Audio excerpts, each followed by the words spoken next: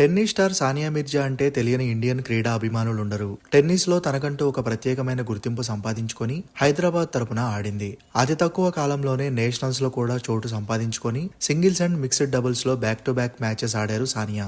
ఆమె ఈ మధ్యనే రిటైర్ అయ్యారు. అయితే సానియా మిర్జా కెరియర్ లోను ఇటు పర్సనల్ లైఫ్ లోను ఎన్నో కాంట్రవర్సీలు ఉన్నాయి.